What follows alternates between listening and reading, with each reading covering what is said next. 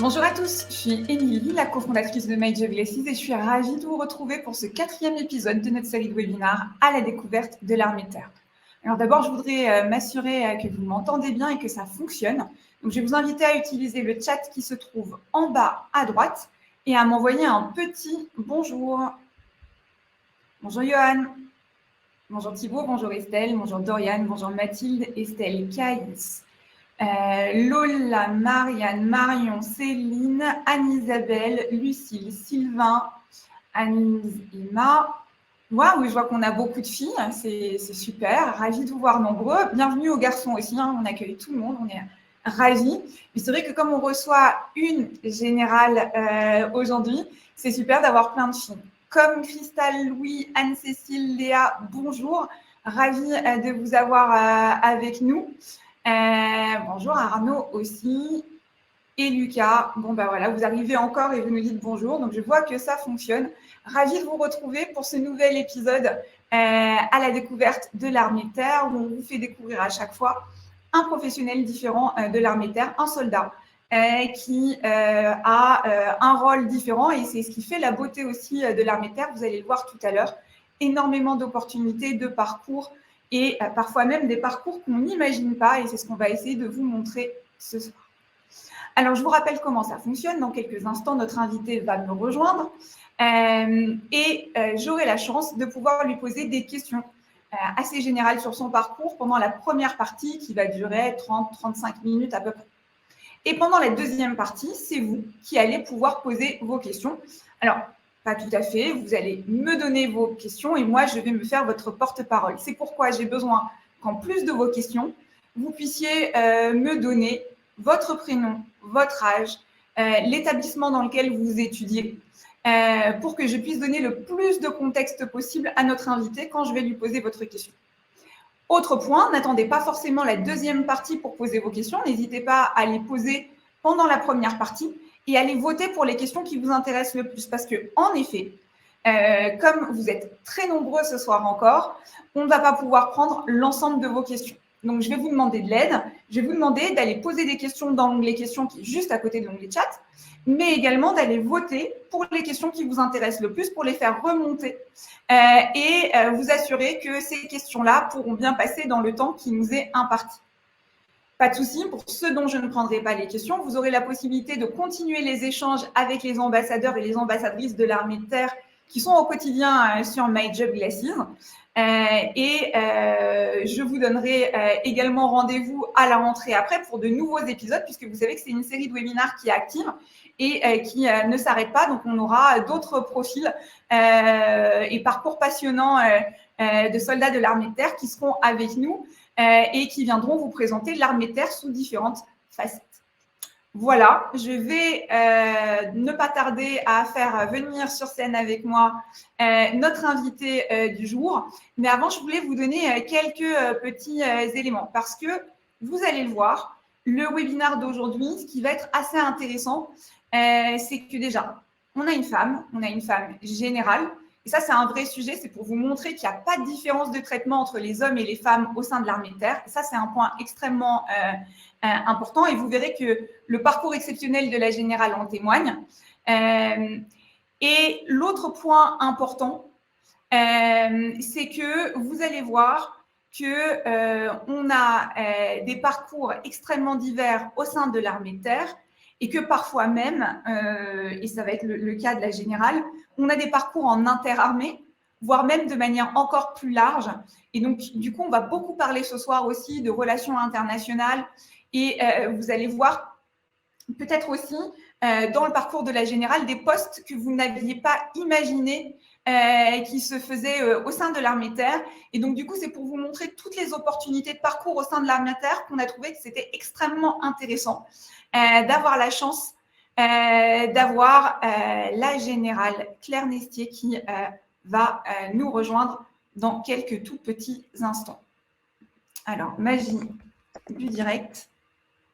Ah, génial. Bonjour, Général. Ravie de vous voir. Téléphone me sauve. Super. Du coup, on a beaucoup de personnes qui sont présentes aujourd'hui, beaucoup de jeunes filles. Certaines nous ont demandé est-ce que des femmes générales ça existe? Alors j'ai dit bah oui, puisque vous êtes là avec nous et donc ça va être l'occasion de pouvoir échanger, de pouvoir connaître un peu mieux votre parcours. Merci d'être avec nous, Général, et de nous accorder ce temps pour faire le point sur votre incroyable parcours qui est extrêmement inspirant pour les jeunes qui sont avec nous. Et vous savez que la première partie de notre webinaire, c'est une session de questions-réponses un peu rapide qu'on appelle la carte d'identité de l'invité. Et donc, si vous le voulez bien, je vous propose de commencer notamment en vous demandant quel est votre grade et quel est votre âge. Ce sont les deux premières questions. Alors, mon grade, c'est général. Et en fait, c'est rigolo parce que quand je suis passée général, la première question que m'a posée mon assistante, c'est général, comment est-ce qu'on doit vous appeler? Donc, j'ai regardé bizarrement. Et en fait, la question, est-ce que c'était général au masculin, sans E, ou général E avec un E? Et c'est vrai que j'ai hésité un instant. Je me suis dit, tiens, je ne m'attendais pas à ça comme question. Et finalement, je me suis dit, bah, une maîtresse d'école, ça ne nous viendrait pas l'idée de l'appeler en lui disant bonjour, madame le maître. Donc, je me suis dit, bah, général, finalement, c'est pareil. Donc, j'ai féminisé mon nom. Voilà. Parfait. Et mon âge, j'ai 54 ans.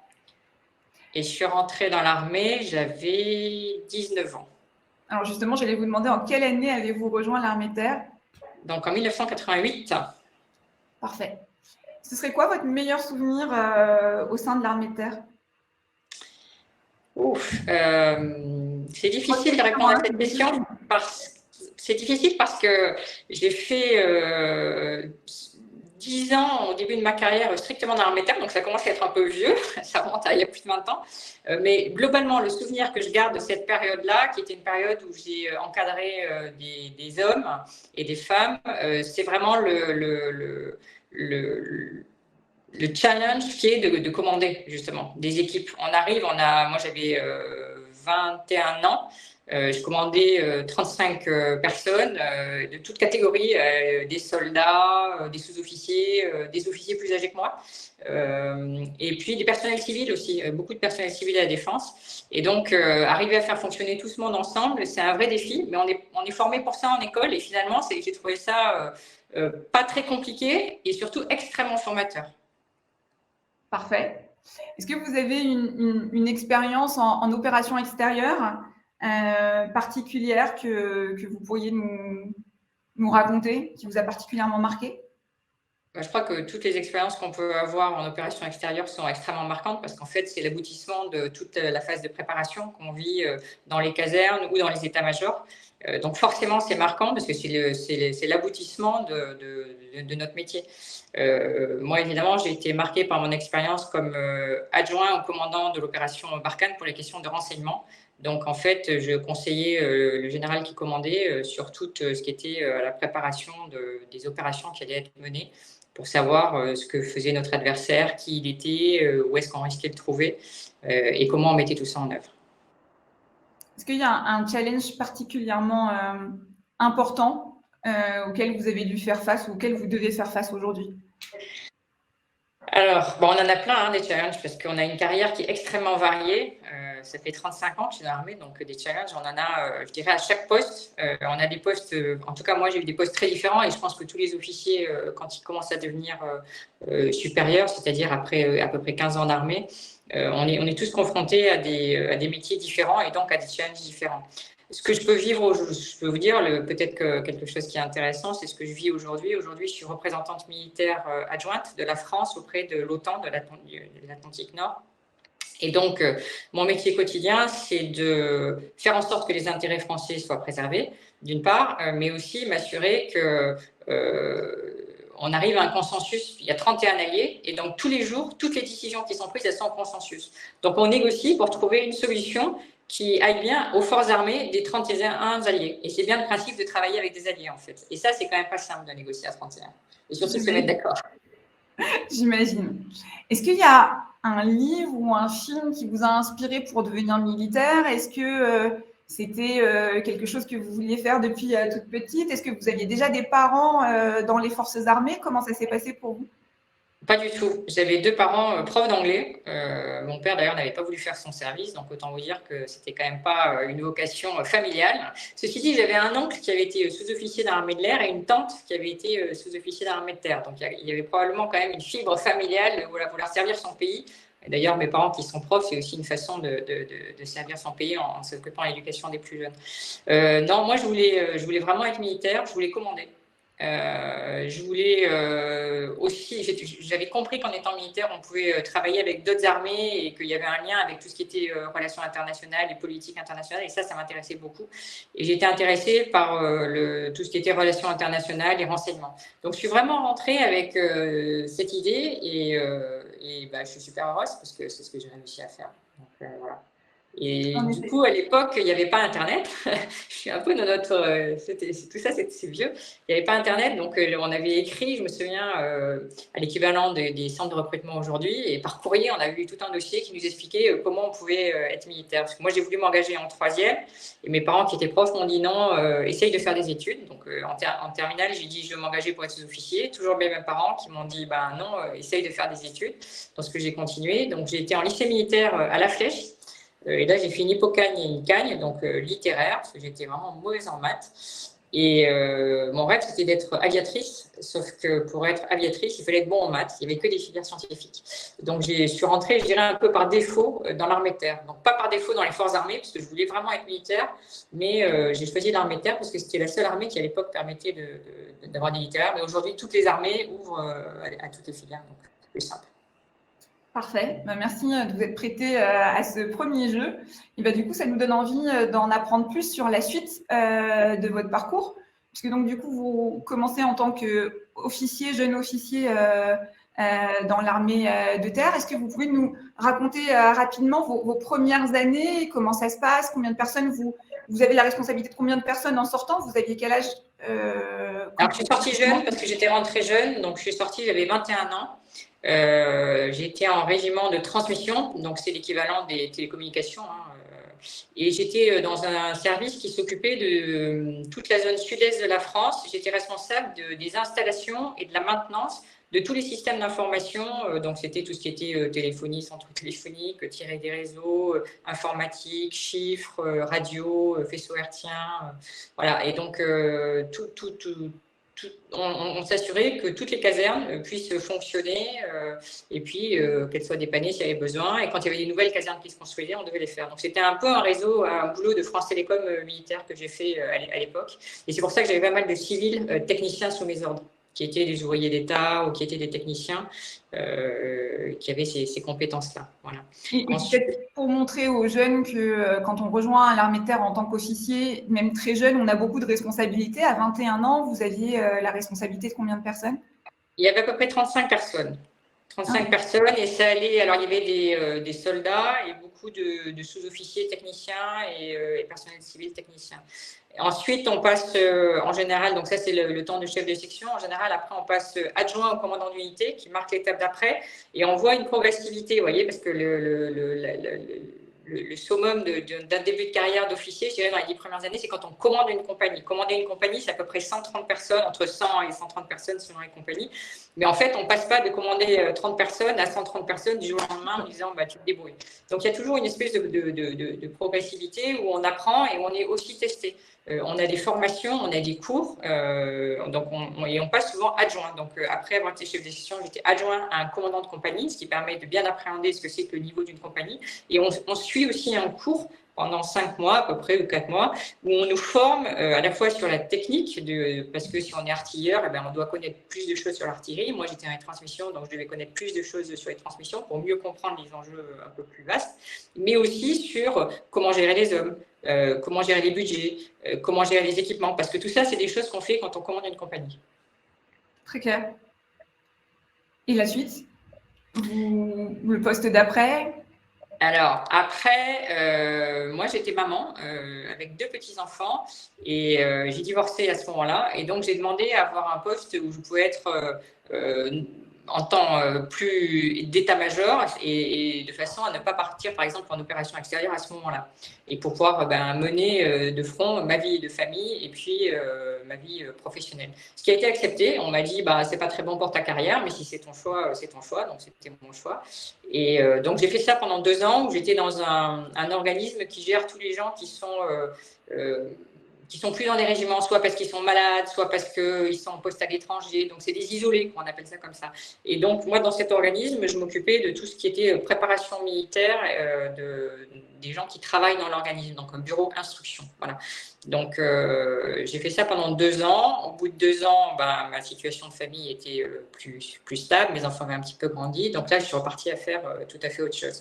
Et bon, aujourd'hui, je suis générale, donc je pense que ça ne m'a pas tant ennuyé que ça. Non. Donc, voilà, ça veut dire que c'est possible. C'est possible. C'est pas des choses qui sont généralement recommandées, mais quand on en a besoin, il y a quand même… On a des carrières qui sont avec des points d'étape réguliers, avec ce qu'on appelle nos gestionnaires. Et nos gestionnaires, on les voit avant de commander une compagnie, après avoir commandé une compagnie. Et ces points d'étape nous permettent de faire des bilans à chaque fois et de voir un peu avec l'institution militaire, qu'est-ce que l'institution, quels sont les besoins de l'institution. Et nous, on dit, voilà, moi, ce que j'aimerais faire, c'est ça, ça, ça. Et en général, si on a une idée un peu large de ce qui est possible, on arrive à faire le bonheur de tout le monde. Ouais, c'est extrêmement intéressant parce que c'est vrai qu'on n'imagine pas forcément que ce sont des éléments qui sont possibles. Et donc, du coup, vous êtes une bonne incarnation de cela. Après ce poste, j'ai servi dans le domaine du renseignement. Donc ça, je ne vous donnerai pas de détails, mais c'était une expérience passionnante. Et à l'issue de quoi, j'ai passé le concours de l'école de guerre, parce que comme je vous ai dit, en fait, une carrière d'officier, on est sans passer des concours pendant une dizaine d'années, mais on a quand même des stages, et au bout d'une 10-15 ans, on passe, si on veut, l'école de guerre. L'école de guerre, c'est ce qui permet, de façon très schématique, de pouvoir à terme passer au grade de colonel, voire général. Voilà. Donc, et c'est ce qui nous donne pendant 1 an la possibilité non plus de rester entre officiers de l'armée de terre, mais d'être dans la même scolarité avec les marins, les aviateurs, les commissaires, quelques ingénieurs de la DGA, quelques médecins. Voilà. Donc en fait, c'est la première fois où on a tous les corpus d'officiers qui est mélangé et ça nous permet d'élargir nos connaissances et de comprendre autre chose que strictement notre armée de terre, mais aussi les autres armées. Donc c'est hyper enrichissant. C'est 1 an, c'est vraiment une chance extraordinaire qui nous est donnée à ce moment-là. À l'issue de l'école de guerre, vous êtes breveté et vous pouvez continuer sur un nouveau poste, une nouvelle affectation. Oui, alors ce que je n'ai pas dit, c'est qu'il y a quelques officiers qui, en plus de l'année à l'école de guerre, font des scolarités soit en grande école, soit en faculté. Ce qui a été mon cas. Donc, en fait, j'ai eu 1 an à l'école de guerre avec mes camarades militaires et j'ai eu aussi 1 an en fac où j'ai pu faire 2 masters. Qui m'ont préparé justement à la suite de ma carrière. Donc, j'ai fait un master qui s'appelle maîtrise des armements. En fait, c'est du droit international lié à l'usage qui sont faits des armes et c'est régulé. On n'utilise pas une arme nucléaire comme ça, évidemment. Il y a certains pays qui ont le droit d'avoir, d'autres non. Et pareil, dans l'espace, on ne fait pas n'importe quoi. Et les armes qu'on utilise tous les jours, il y a des mines qui sont interdites. Voilà. Donc, tout ça, ça s'appelle la maîtrise des armements. Donc, j'ai fait un master comme ça. Et puis, en parallèle, j'ai fait un master de géopolitique et relations internationales. Voilà. Et donc, tout ça pour dire que ça m'a mené directement à mon affectation suivante, où j'ai traité de maîtrise des armements nucléaires et spatiales pendant 2 ans. Ce qui était passionnant parce qu'en fait, on sort d'un temps où on commande une compagnie, des hommes et où je faisais des réseaux télécoms. Et je me suis retrouvée à représenter les armées françaises dans des instances internationales de l'ONU où je portais la parole du chef d'état-major des armées. Évidemment, j'avais des consignes qui m'avaient été données avant sur les sujets nucléaires et spatiaux, en étant jeune commandant, ce qui est quand même des responsabilités auxquelles on ne s'attend pas forcément, mais qu'on a réellement. Génial. Voilà. Et là, vous restez 2 ans sur ce poste? Je reste 2 ans sur ce poste et j'ai ensuite été toujours dans un autre domaine qui travaille aussi à l'international où j'étais officier responsable de la coopération militaire avec les pays du Caucase et de l'Asie centrale. Alors, j'avoue, ma grande ignorance, c'est que quand je suis arrivée à ce poste-là, la coopération militaire, c'était assez fumeux comme terme et j'avais un peu du mal à voir ce que ça pouvait incarner. Et en fait, j'ai été très vite mise dans le bain parce que 10 jours après mon arrivée, le général m'a dit, bon, alors Claire, on va dans une semaine au Kyrgyzstan et dans 15 jours en Géorgie. Donc, bien sûr, vous avez fait la note et vous savez le plan de coopération qu'on va faire. Donc, je lui ai dit oui, bien sûr. Et là, j'ai commencé à m'inquiéter un peu. Mais bon, voilà, j'ai fait le job. Et donc, concrètement, ça veut dire quoi? Ça veut dire, par exemple, à l'époque, c'était la guerre en Afghanistan. Et donc, les forces françaises étaient engagées en Afghanistan, mais les avions, les gros porteurs qui amenaient les forces, donc nos soldats, les relèves des soldats, mais qui amenaient aussi toute la logistique qui était nécessaire à ces soldats, à cette époque-là, ils ne pouvaient pas se poser en Afghanistan même. Et donc, on se posait dans les pays périphériques à l'Afghanistan. Et c'était les pays dont je m'occupais. Donc, mon job, c'était de faire en sorte qu'on puisse se poser dans les meilleures conditions dans ces pays-là. Bon, ça peut paraître très simple, mais en fait, ça coûte très, très cher. Et nous, on avait réussi à obtenir les poser gratuitement. En contrepartie de quoi, ces pays, évidemment, s'ils nous octroient des facilités, nous, on doit faire en sorte de répondre à quelques-unes de leurs exigences. Donc, à ce moment-là, je suis devenue experte dans la construction de parkings d'avions, de construction de tours d'aéroports, etc., etc. Non, mais sérieusement, en fait, voilà, j'ai fait le lien avec l'armée de l'air qui a fourni ces moyens-là pour répondre aux besoins de ces pays-là qui ont dit, OK, vous vous posez chez nous, mais donnez-nous les moyens d'avoir un aéroport, ligne nationale, etc., etc. Et au-delà de ça, on a fait des projets de beaucoup plus long terme. Je pense par exemple avec la Géorgie, c'était un pays qui nous octroyait la possibilité de survoler systématiquement son espace aérien, ce qui nous facilitait beaucoup la tâche parce que ça permettait d'avoir une route plus courte vers l'Afghanistan. Et en contrepartie, c'était des pays qui aspiraient à beaucoup d'aide et de soutien. C'était des anciens pays de l'Union soviétique dont leurs armées étaient en refonte totale et qui étaient en train de se construire avec des modèles beaucoup plus occidentaux que les anciens modèles, mais ils avaient besoin de tout. Et donc, mon job, là, c'était de voir en quoi on pouvait les aider et en quoi ça pouvait avoir un intérêt pour nous. Et donc, je suis allée sur place, j'ai regardé. La Géorgie, c'est la zone du Caucase, donc des montagnes très, très élevées. Et là, en discutant avec eux, on a compris que tout le sujet de la montagne, la façon dont les militaires abordaient la montagne, le combat en montagne et la formation du combat en montagne était quelque chose qui est intéressant à la fois pour nous, puisqu'on a des chasseurs alpins dans l'armée de terre qui sont spécialisés dans la montagne, mais également pour eux, parce qu'ils n'avaient pas d'équipement, ils n'avaient pas les techniques et les savoir-faire qu'on avait eux. Et donc, petit à petit, à force, les choses se sont montées. Et aujourd'hui, le résultat, par exemple, très concret, c'est qu'il y a un centre de haute montagne qui est validé par l'Organisation des Nations Unies, dont on a été à l'origine. Voilà. Donc, c'est le genre de choses c'est ça la coopération militaire. Hyper intéressant et très différent de ce que vous aviez fait avant. Donc, à chaque fois, vous allez sur un domaine qui a une nouvelle palette, un nouvel élément dans la palette de tout ce que vous faites. 2 ans encore sur ce poste-là? Oui, tout à fait. Et là, qu'est-ce qui se passe? Alors après, j'ai été affectée, j'ai demandé à être affectée à l'étranger, puisque voilà, j'avais traité avec d'autres pays et ça m'avait donné le goût de l'international, enfin, ça l'avait confirmé et je voulais concrétiser en étant moi-même postée à l'étranger.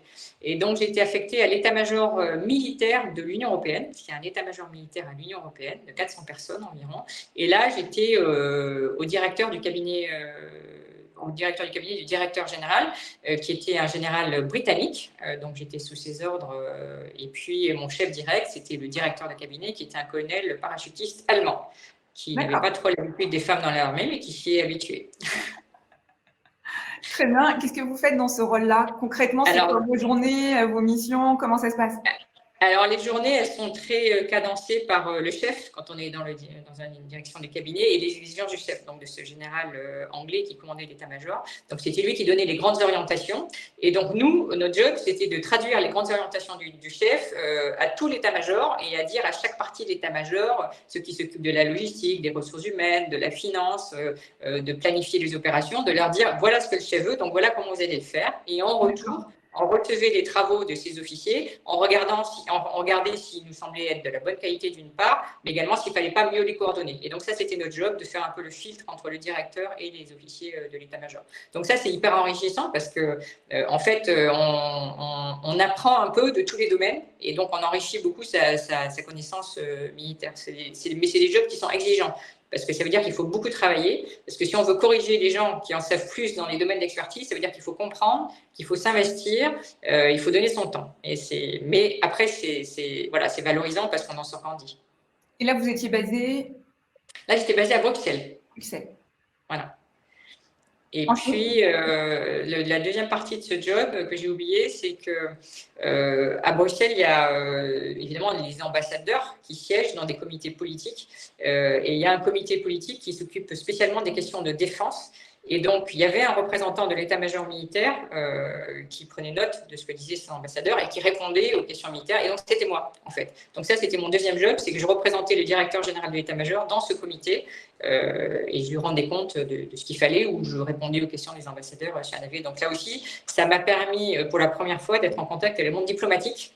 Et non plus le monde militaire. Donc, c'est aussi une autre façon de réfléchir, une autre façon d'apprendre les choses. Et surtout, ça nous permet de comprendre que nos sujets militaires, il faut qu'ils soient, ils sont pas uniques. Il n'y a pas une bonne solution militaire si elle n'est pas bien articulée avec le niveau diplomatique et le niveau militaire à ce niveau-là. Hyper intéressant et encore une nouveauté, une nouvelle corde à votre arc. Vous restez donc 2 ans sur ce poste-là. 3 ans. 3 ans sur ce poste-là. Et là, vous avez encore une nouvelle opportunité, encore à l'international, si je ne me trompe pas. Oui, alors je reviens pendant 2 ans à l'état-major des armées à Paris. Souvent, on repasse par l'administration centrale parce qu'en fait, travailler à l'état-major des armées, c'est l'état-major qui fait la conception de toutes les forces armées. Donc, on est obligé de se reconnecter. En tout cas, ça me paraît essentiel de se reconnecter avec ce que veulent les chefs et de comprendre la logique générale, parce qu'on ne peut pas être un bon représentant à l'international si on n'a pas dans l'esprit l'intention du chef. Voilà, ça marche comme ça. Et donc, je suis revenue 2 ans à l'état-major des armées, et à l'issue de quoi, j'ai postulé pour partir en poste aux États-Unis. Donc, j'ai été attachée défense adjoint aux États-Unis pendant 3 ans. Là, c'était encore une autre expérience. Les Américains sont nos plus gros partenaires militaires, donc on est tout de suite dans des choses assez sérieuses. Et alors, la conjoncture a fait que ça a été le moment où j'étais affectée a correspondu au moment du début de la guerre de l'opération Serval, qui est le début de la guerre au Mali, où le président malien a demandé au président Hollande à l'époque que la France intervienne, parce qu'il y avait une colonne de pick-up de terroristes qui descendait vers la capitale Bamako, et il a demandé à la France d'arrêter cette colonne et donc de lancer une opération in extremis. Ce qu'a fait la France. Et moi, j'étais à ce moment-là, et en même temps, le président Hollande a demandé un certain nombre de moyens aux Américains. Donc ça a été traité de président à président. C'est évidemment pas moi qui l'ai fait, mais en revanche, toute la mise en œuvre, c'est vraiment moi qui m'en suis occupée au quotidien, et ça a pris beaucoup de temps. Les Américains nous ont fourni différents moyens logistiques, de transport et autres. Donc ça, c'était passionnant parce que pour moi, c'est le cœur de ce qu'un attaché de défense fait à l'étranger, c'est-à-dire faire en sorte que les opérations militaires françaises se passent bien grâce au soutien que les alliés peuvent apporter au quotidien. Voilà. Hyper intéressant. Ça dure 3 ans? Ça dure 3 ans aussi. En général, les postes à l'étranger, c'est 3 ans, alors qu'un officier supérieur en France, c'est 2 ans. Enfin, moi, je n'ai jamais fait plus de 2 ans, 1 an, 2 ans. Et puis, à l'issue de quoi, je reviens dans l'armée de terre, qui m'avait fait un appel du pied. On m'avait dit que ça serait quand même bien que je revienne dans mon armée d'appartenance. Donc, je suis revenue à l'état-major de l'armée de terre, cette fois, comme chargée de mission. Et j'ai été chargée de rédiger la façon dont le chef d'état-major de l'armée de terre voyait les interactions de l'armée de terre avec les autres armées de terre dans le monde. L'armée de terre française, il faut savoir qu'elle coopère avec plus de 100 armées, mais évidemment en fonction des intérêts qu'on a les uns les autres. Je vous ai donné l'exemple de la Géorgie, où voilà, on avait des sujets d'intérêt communs qui étaient la montagne. Les États-Unis, on a des sujets d'intérêt commun opérationnels à peu près dans tous les domaines, mais on a des sujets différents. Par exemple, avec les Africains, on accompagne les Africains en opération de façon très différente. Voilà. Et donc, mon job, ça a été d'écrire en gros le concept de ce que l'armée de terre doit faire à l'international. Voilà. Et pendant ce temps-là, j'ai été envoyée en formation pendant 6 mois au Collège de défense de l'OTAN. Donc là, c'est 6 mois à Rome.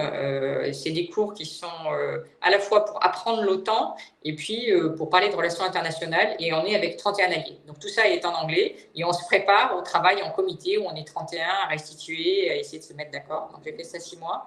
Et puis, je suis partie aussi à Barkhane, donc la suite de l'opération Serval, dont on a déjà un petit peu parlé, où j'étais adjoint renseignement du général qui commandait la force. Parfait.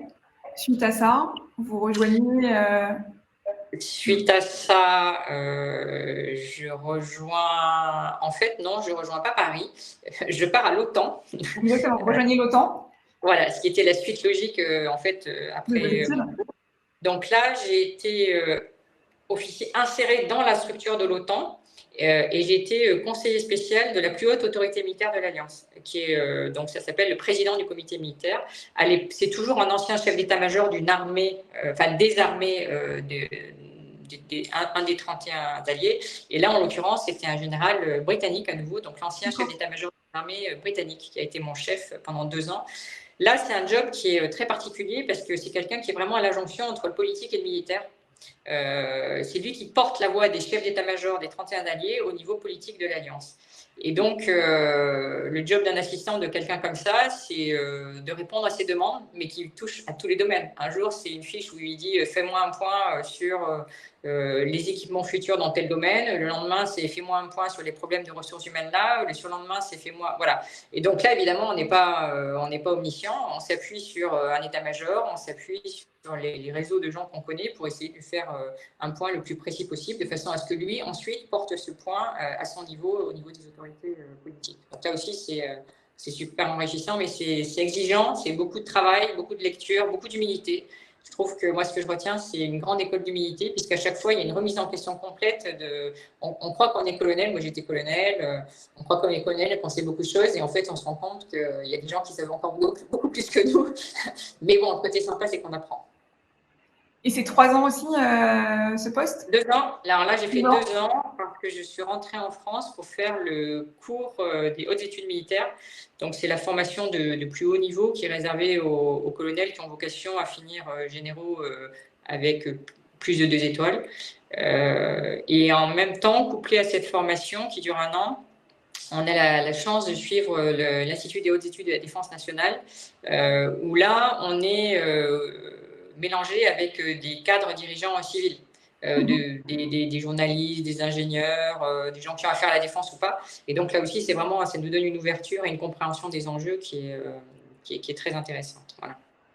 Et après ça, eh bien, j'ai été à nouveau affectée à l'OTAN, mais non pas comme officier inséré au sein de l'organisation, mais comme représentant militaire adjoint de la France. Donc en fait, mon chef porte la voix de la France à la fois à l'OTAN et à l'Union européenne, et il a 2 généraux adjoints, un qui s'occupe que de l'Union européenne et une qui s'occupe que de l'OTAN, c'est moi. Voilà. Est-ce que vous pouvez nous expliquer concrètement en quoi ça consiste, votre rôle et de facto son rôle aussi, mais pour bien comprendre en fait, représentant militaire de la France à l'OTAN? Ouais. Alors, bon, déjà, il y a le mot militaire. Ça veut dire qu'il y a un représentant qui n'est pas militaire, qui est politique, qui est notre chef, qui est une ambassadrice de France, qui, elle, porte la voix du président de la République au niveau de politique. Mais l'OTAN, c'est avant tout une alliance militaire. Et donc, il y a un comité militaire où c'est des généraux 4 étoiles qui, toutes les semaines, plusieurs fois par semaine, siègent autour d'une table pour tous les sujets auxquels l'Alliance doit faire face. Donc évidemment, aujourd'hui, par exemple, la guerre en Ukraine, c'est un sujet sur lequel on travaille énormément, puisque ça a des implications sur les forces armées des alliés, être capable de se défendre. Voilà. Ça fait partie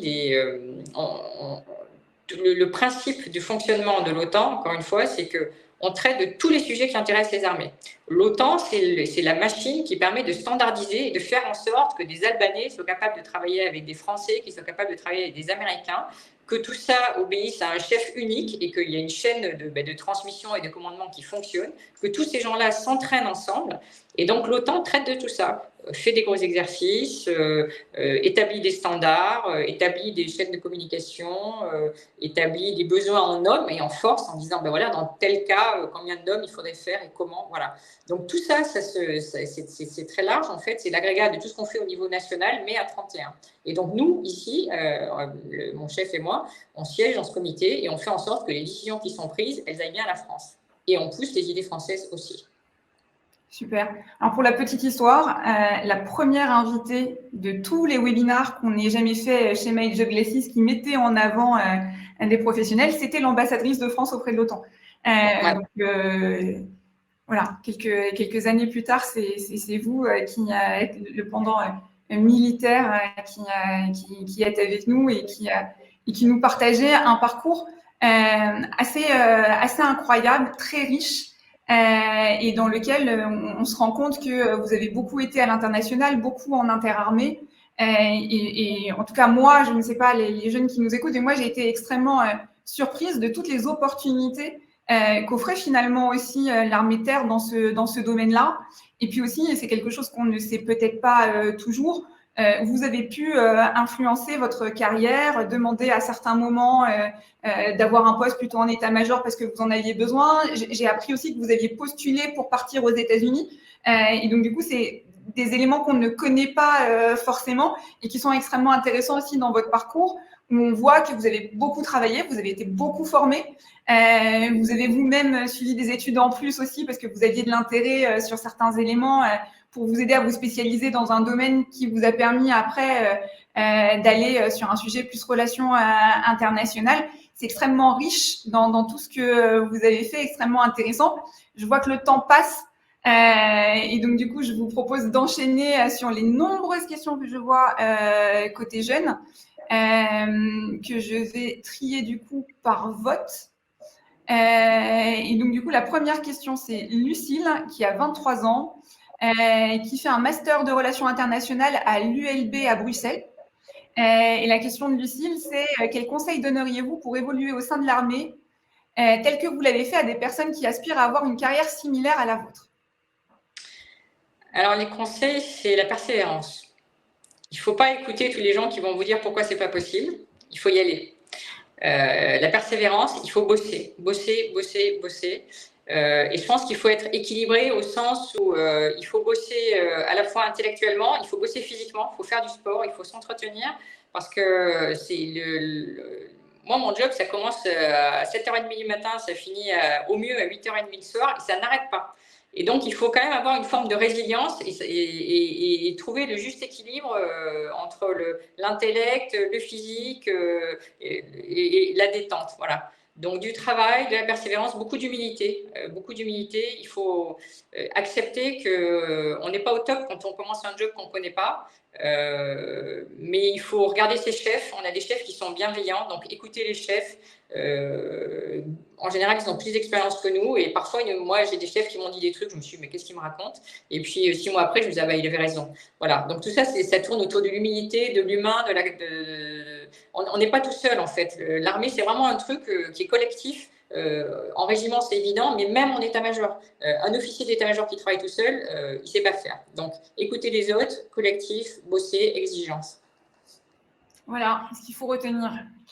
On a une question d'Alec, alors qui a été répondue dans le chat par le colonel Arnaud. Merci à lui de nous avoir aidés. Je vais quand même rapidement la lire et puis passer à la question d'après, comme ça tout le monde en profite. Quels sont vos conseils pour candidater à un stage de fin d'études au sein des forces armées? Connaissez-vous le niveau de forme requis pour les stages se déroulant au sein des bases opérationnelles avancées en Afrique? C'est Alec qui a 22 ans, qui est étudiant en master Affaires européennes à Sciences Po Toulouse. Et du coup, ce qui a été répondu, c'est que pour les stages à l'étranger, cela ne se fait pas dans une unité combattante déployée ou sur une base avancée.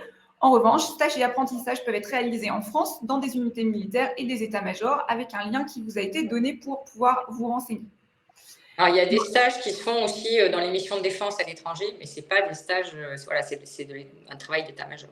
Mais on a des stagiaires ingénieurs, on a des stagiaires en sciences politiques, mais le nombre est assez limité, mais il faut postuler auprès des missions de défense dans les ambassades. Mais bon, visiblement, ce n'est pas ça qu'ils cherchent. Ok. La prochaine question qui est la plus votée, c'est une question d'Emma qui a 19 ans, qui est étudiante en relations internationales. Je la lis, vous me dites ce que vous voulez en faire. Emmanuel Macron déclarait dans The Economist que l'OTAN était en état de mort cérébrale. Comment pouvez-vous décrire aujourd'hui la situation de l'OTAN? Quelle est la place de la France? La situation de l'OTAN, elle est meilleure que ce qu'elle l'était à l'époque, parce qu'en fait, la guerre sur le territoire européen redonne tout son plein sens à l'OTAN, qui est une alliance de défense collective. Et donc, l'OTAN est en train de totalement se réorganiser militairement, justement, pour répondre à ces nouveaux défis. Ce n'est pas une nouvelle guerre froide, c'est une guerre qui est bien différente. Il y a des enjeux qui sont très différents, l'hybridité par exemple, etc., etc. Et donc l'OTAN est en train de complètement s'adapter et c'est une caisse de résonance qui est essentielle aujourd'hui. Autre question d'Emma toujours. Avez-vous eu des difficultés dans votre parcours en étant une femme? Alors j'ai envie de dire que, étant général aujourd'hui, ayant eu un parcours magnifique comme le vôtre, On a l'impression que non, la réponse semble être non, mais je vous laisse répondre. Non, mais la réponse est évidemment. Évidemment, évidemment que j'en ai eu. Quand je suis rentrée, j'ai fait partie des premières femmes qui rentraient. Et donc, mes chefs, globalement, n'avaient jamais commandé de femmes. Alors, ça paraît dingue, quoi, parce que dans le monde civil, il y a des femmes partout. Mais on ne peut pas en vouloir non plus à ces hommes qui n'ont pas été en école avec des femmes, qui n'avaient jamais commandé de femmes, de voir des femmes arriver et d'être maladroits. Mais ça tenait plus de maladresse que chose. J'ai un exemple, quand je suis arrivée justement jeune lieutenant, mon capitaine, je me suis rendu compte qu'il m'avait enlevé beaucoup de responsabilités par rapport à ce que mon prédécesseur m'avait donné comme consigne. Et donc, au bout de 2 mois, je suis allée voir, j'ai dit, mon capitaine, je ne comprends pas, j'ai l'impression qu'est-ce qui se passe, quoi, vous ne me faites pas confiance, j'ai l'impression, enfin... Et là, en fait, il a pris la mesure de son erreur. Et c'est le même chef qui, 2 ans après, m'a invité au resto en me disant, mais c'était formidable, j'ai adoré bosser avec toi, voilà. Donc oui, oui, ça existe, mais je dirais que ça n'existe pas que ça existait beaucoup pour moi parce que j'ai fait partie des premières. Et puis ensuite, ça existe aussi dans le monde civil. Moi, j'ai plein de copines qui sont civiles et je pense que c'est plutôt plus dur que non, parce que nous, il y a quand même des épaulettes et ben là, il y a des étoiles et il n'y a personne qui discute, quoi. Hein. Voilà. Donc, il y a l'équité, si vous voulez, de grade, de sol, etc., etc., elle est réelle dans l'armée. Et l'équité des chances aussi. Moi, je n'étais pas destinée à être général. On n'est pas futur général. Un général, il gravit toutes les étapes et parce qu'il bosse, parce qu'il réussit dans tous ces trucs, ben, il finit général. Donc ça, je pense que femme ou pas femme, on y arrive. Et voilà, moi, je suis quand même reconnaissante à l'armée de terre de ça. Alors justement, une question un peu sur le même sujet, Lucille, qui demande vos évolutions au sein de l'armée ont-elles été proposées par vos supérieurs ou bien est-ce le résultat de votre volonté, par exemple pour les concours internes? Alors comment ça se passe pour vous et pour tout le monde d'ailleurs d'une certaine manière? Les évolutions, elles se font, c'est les supérieurs qui proposent, c'est vous qui le demandez, c'est naturel parce que ça se fait au bout d'un moment. Comment ça marche? Alors, c'est un peu tout, madame. Alors, en fait, ça dépend de l'âge qu'on a et du niveau d'entrée qu'on a. Un officier qui rentre avec un bac plus 4, bac plus 5, donc qui rentre jeune directement officier, il a un parcours à peu près cadencé, prédéfini, je dirais, avec des normes. Au bout de tant d'années, vous faites le stage des capitaines avant de commander votre compagnie. Ensuite, vous allez vous remplissez les conditions pour passer l'école de guerre, vous réussissez ou non l'école de guerre, etc., etc. Donc ça, c'est la partie qui est normée. Ensuite, ça tient beaucoup à votre personne, parce que si vous dites, moi, je remplis les conditions pour passer l'école de guerre, mais en fait, ma priorité, c'est pas passer l'école de guerre parce que ça m'intéresse pas, bah, vous passez pas l'école de guerre, on va pas vous forcer. Voilà. Donc, c'est vraiment un mélange des deux. Par exemple, la scolarité que j'ai fait en marge de l'école de guerre, c'est moi qui l'ai choisie. J'ai dit, voilà, moi, je suis intéressée pour faire ça. On m'avait prévu pour faire quelque chose lié à la sociologie, mais ça ne m'intéressait pas. Donc, je dis, ben non, ça, je veux pas. Donc, à un moment donné, il faut un peu savoir batailler avec son gestionnaire. Mais le gestionnaire, en fait, lui, son job, c'est, il y a des besoins des armées et faire en sorte que dans toute la population qu'il a, il arrive à combler ses besoins des armées. Donc, il y a un vrai dialogue de gestion à toutes les étapes de carrière avec son gestionnaire. Alors, c'est sûr que si moi, j'avais dit je veux faire pâtissier alors que je veux passer l'école de guerre, ça n'aurait pas marché parce que ça ne correspondait pas au niveau. Mais des pâtissiers, il y en a et il y en a dans d'autres parcours. Voilà. Donc, les parcours sont normés, je dirais, mais après, il y a il y a des points d'étape tout au long de la carrière où il y a un vrai dialogue de gestion et là, on participe à ce dialogue de gestion. Au final, c'est quand même l'institution qui décide. C'est l'armée. On a une question d'Alix qui a 24 ans et qui fait un master de relations internationales à Sciences Po Toulouse. Pardon. Elle demande quel est votre avis et quelle expérience avez-vous des civils, enfin, avec les civils de la défense? Ne pas être militaire peut-il être un obstacle pour travailler dans le domaine des relations internationales dans la défense? Non, il y a pas mal de civils dans les relations internationales, il y en a pas mal aussi dans le domaine du renseignement. Pourquoi? Parce que les deux sont des domaines du temps long, je dirais. Les relations internationales, c'est pas un truc qui s'invente, c'est des choses qui évoluent avec le temps et il y a toute une culture à avoir des pays, des relations des uns et les autres. Et donc là, un civil, il peut être très bon. Pareil, dans le domaine du renseignement, connaître l'adversaire et connaître la géographie, le système politique, connaître les attentes des adversaires, ben, avoir des personnels civils, c'est vraiment quelque chose qui est positif. Donc, on a des personnels civils, là aussi, de tout niveau. Ça va du catégorie C à administrateur général, qui ont leur propre cursus. Alors, pour être très honnête, moi, je trouve que les cursus des personnels civils sont un peu moins normés que les nôtres. Et du coup, ça tient beaucoup plus à eux, je dirais, de se chercher des postes. Et voilà, ils ont moins de dialogue de gestion qu'au sein des armées, parce qu'en fait, ils n'ont pas les mêmes gestionnaires. Ils ont des gestionnaires civils. Mais il y a plein de civils qui ont des très beaux parcours chez nous et qui ont vraiment des postes à responsabilité dans les armées. Question de Camille. On a beaucoup de jeunes filles de Sciences Po Toulouse qui a 19 ans, donc qui est plus jeune. Quelle langue pensez-vous nécessaire de maîtriser pour travailler dans les relations internationales au sein des armées? Il faut absolument parler anglais. Si on ne parle pas anglais, on ne fait pas de relations internationales. Moi, mon job au quotidien, c'est en anglais. Je discute avec mes homologues en anglais. Les documents sur lesquels je travaille sont en anglais uniquement. Donc, l'anglais, c'est le minimum. Et s'il fallait rajouter d'autres langues, il y a des choses qui sont plus intéressantes. Ça dépend dans quoi on veut se spécialiser. Après, les autres langues, c'est vraiment pour se spécialiser dans un domaine précis. Mais moi, par exemple, je ne me suis pas spécialisée dans un domaine précis. J'ai travaillé avec plein de pays. Et il se trouvait que je parlais un peu russe, donc c'est ce qui a expliqué que j'étais traitant du Caucase et Asie centrale. On m'avait rattrapé en disant, toi, tu parles russe, tu vas faire ça. Voilà, donc c'est un exemple du gestionnaire, vous voyez, où il n'y avait pas beaucoup d'officiers qui parlaient russe. Moi, ils avaient retenu que je parlais russe, donc à un moment donné, ils m'ont dit, tu feras ça. Ce que je n'avais pas forcément choisi, mais je voulais faire des relations internationales. Voilà, donc les autres langues, en fait, c'est plus pour être expert dans un domaine, mais on ne fait pas une carrière expert dans un domaine quand on est officier. On a Mélissa, qui est en première année génie industriel à l'École nationale supérieure des arts et métiers et réserviste dans l'armée de l'air et de l'espace, qui vous demande comment avez-vous trouvé la préparation et le concours de l'école de guerre? Comment j'ai trouvé, c'est-à-dire, est-ce que j'ai trouvé que c'était facile, intéressant? Ouais, facile, dur, compliqué. Un concours, c'est un concours, c'est jamais un moment de plaisir. Mes enfants étaient petits, je m'en souviens très bien. Je crois qu'ils avaient 5 et 8 ans, donc c'était pas très très rigolo parce qu'en fait, on prépare l'école de guerre, on travaille, donc moi en l'occurrence j'étais en état-major, donc ça nécessitait beaucoup de disponibilité. J'ai beaucoup bossé le soir, j'ai beaucoup bossé le week-end. J'ai été aidée par mes parents qui ont pris mes enfants pendant les vacances, donc j'ai bossé pendant les vacances aussi. Et une fois que j'ai bossé comme ça, je l'ai eu du premier coup. Donc c'est accessible, évidemment. C'est un concours, encore une fois, qui a pour objectif de sélectionner les officiers qui vont être chargés de la conception des armées. Donc ils veulent des gens qui réfléchissent bien, ils ne veulent pas des gens omniscients. Donc ils nous forcent à travailler pour obtenir de la méthode, pour être rigoureux, pour savoir rédiger les choses de façon claire et pour être capable de bien s'exprimer. Donc ça nécessite du travail. Et le reste, en fait, c'est des notes, des notes de synthèse, des choses assez classiques qui sont demandées. Donc, il faut bosser, mais c'est accessible et les gens réussissent. Une question d'Alix. Quelles sont les qualités requises pour accéder à ce genre de carrière? Vous en avez parlé un peu tout à l'heure. Oui, j'en ai parlé. Je pense qu'il faut travailler. Il faut de l'endurance. Voilà, de l'endurance, de l'humilité et il faut être extrêmement rigoureux. Il ne faut pas mettre d'amour-propre parce qu'il y a des fois, on se heurte à des échecs. On a tous des échecs pendant notre carrière, ce n'est pas facile et il faut regarder devant plutôt que revenir sur ces échecs. Donc, il faut continuer à avancer. Voilà. Je pense que c'est ça, c'est regarder devant, avancer et puis, en fait, les carrières, on capitalise à chaque fois, à chaque job, à chaque expérience, donc on s'enrichit, on devient meilleur. Donc, voilà.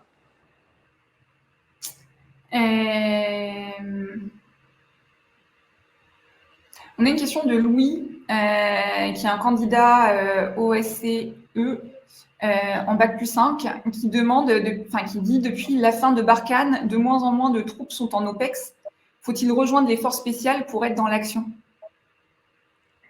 Non, il y a des gens qui sont déployés. Alors, il n'y a plus Barkhane, mais il y a des déploiements, par exemple, dans le cadre de l'OTAN sur le flanc Est. On a des gens qui sont dans tous les pays baltes et en Roumanie. On a des gens qui sont déployés outre-mer, on a des gens qui sont déployés sur le territoire national. Et puis les autres, ils se préparent. Voilà, on ne sait pas de quoi demain il fait. Donc aujourd'hui, on se prépare. Une question d'Emma. Est-il compliqué de conjuguer la vie personnelle et la vie professionnelle en étant militaire? C'est pas simple, mais je pense que, ce que je disais un peu tout à l'heure, je pense que c'est pas simple pour aucune femme qui est cadre. Aucune femme qui est cadre. La différence avec une femme cadre, c'est que l'armée, on a le devoir d'être disponible. Et c'est quelque chose qui est ancré dans nos veines dès qu'on est en école. Donc la question ne se pose même pas. On sait que quoi qu'il arrive, il faut qu'on soit dispo. Donc après, il faut s'organiser, il faut se débrouiller, il faut avoir des bonnes babysitters, des bonnes nounous, des parents sympas, des copines sympas, un mari sympa. Et voilà. Et en fait, ça se fait. Mais oui, c'est pas simple. C'est pas simple. Mais ça se fait. Une question de Mélissa qui aimerait savoir comment on se positionne dans un rôle de commandant d'unité quand on est une femme. Naturellement. Naturellement. On ne se pose pas la question de savoir si on est une femme ou pas. La seule chose à laquelle je faisais attention, c'est de jamais avoir une attitude qui pouvait être équivoque pour quelqu'un. Donc, autant les garçons, des fois, se permettent des blagounettes. Je pense qu'une femme, elle ne se permet pas ça. Mais moi, j'étais hyper naturelle. Il y a des fois, je disais des gros mots parce que voilà, j'ai ce défaut-là. Des fois, je dis des gros mots. Alors, au début, mes soldats, ils ont été surpris, mais après, ils se sont habitués. Et voilà, je pense qu'il faut être soi-même. On est formé pour ça et c'est quelque chose qui est naturel. Enfin, pour moi, c'était naturel. Je pense que l'autorité, c'est un truc qui se travaille, qui s'apprend, mais il y a quelque chose de naturel aussi. Donc, quand on arrive en position de commandement, en fait, on a déjà été chef de section au niveau en dessous et on sait faire. Et c'est du bon sens. C'est du bon sens. C'est aimer ces hommes, faire en sorte que ça se passe bien et puis avoir en tête la mission et faire en sorte que la mission se passe le mieux possible. Mais tout ça se fait, c'est super, ça se fait tout seul. Je me fais gronder sur le chat parce que j'ai passé plein de questions qui avaient plus de voix que les questions d'après, mais parce que c'était des questions qui sont posées toujours par la même personne. Donc, je voulais donner de la chance à différents jeunes d'avoir leurs questions posées, puisque en fait, Lucille avait déjà posé beaucoup de questions. Et puis parce que c'était des questions qui sont un peu récurrentes. Donc, je m'excuse. Je reprends une question de Lucille qui suit. Que répondez-vous aux clichés des métiers trop bureaucratiques dans ces domaines, notamment au sein des institutions internationales? En fait, il y a de la bureaucratie, mais encore une fois, il y a une raison. Je prends l'exemple, par exemple, que je vis au quotidien dans l'Alliance. Ce n'est pas la France qui va imposer sa décision en disant je décide que la logistique de l'OTAN va fonctionner comme ça. Et ce n'est pas même les Américains. Ok, l'Amérique, c'est la plus grosse armée du monde, mais ce n'est pas eux qui décident. Quand on est à 31, ça décide à 31. Et dès lors que vous devez travailler à 31, il faut discuter. Alors, si c'est ça la bureaucratie, oui, il y en a, mais c'est le gage de fonctionnement de ces institutions. Et le résultat, il est vachement puissant. C'est-à-dire que moi, je ne vous dis pas que ça me fait rire tous les jours d'aller discuter à 31 sur tous les sujets. Ce n'est pas vrai. Il y a des fois, je me dis, parce que c'est lent, quoi. C'est lent, il y en a toujours un qui n'est pas d'accord. Et puis, des fois, c'est du wording, quoi. C'est, ah non, je ne veux pas tel mot, on ne veut pas tel truc. Donc, on se dit, voilà. Mais le résultat, donc ça, c'est pénible, cette phase-là. Mais le résultat, c'est que quand une décision est prise, c'est hyper puissant. Vous avez 31 alliés qui se sont mis d'accord sur un sujet. Et le truc, le bateau est parti. C'est comme un paquebot, quoi. Donc, ces institutions internationales, c'est des paquebots. C'est des choses qui sont dures à bouger, mais une fois qu'elles ont pris une route, ça avance. Et je pense que c'est ça leur force. Donc, oui, il y a de la bureaucratie, mais c'est lié à leur mode de fonctionnement. Parfait. On va arriver sur la fin de ce webinaire. Je prends une dernière question qui est celle de Manon, qui est en licence d'économie et qui a 21 ans et qui demande: avez-vous des conseils pour se préparer au mieux à une intégration OST? Moi, je pense qu'il faut lire la presse. Il faut lire la presse. Lisez, je ne sais pas, le journal que vous voulez, Le Figaro, Le Monde, Le Point, peu importe. Il faut lire la presse parce que les armées, c'est pas un truc qui vit tout seul dans son coin, quoi. Les armées, elles font ce que les politiques ont décidé qu'elles fassent. Donc, comprendre, un officier, pour moi, il doit comprendre l'environnement dans lequel il évolue. Il doit comprendre les contraintes des armées. Si les armées ont un budget de temps, c'est parce que ça a été décidé au niveau politique. Et donc, ça ne sert à rien d'imaginer ou de rêver à autre chose et ça ne fonctionnera pas. Donc déjà, il faut comprendre l'environnement dans lequel on va évoluer dans ce milieu militaire qui est un milieu qui est plus fermé. Donc ça, c'est important. Et il faut continuer après. Ce n'est pas parce qu'on est rentré qu'on dit ça y est, maintenant je suis dans ma bulle et je m'enferme. Non, ça ne peut pas fonctionner comme ça. Donc il faut lire la presse. Et puis ensuite, moi je crois beaucoup à l'équilibre entre l'intellect et le physique. Voilà. Je pense que c'est une grande force des forces armées. Et puis le travail collaboratif. Voilà, c'est le collectif qui fait que l'ensemble, le tout, ça forme un tout qui fonctionne.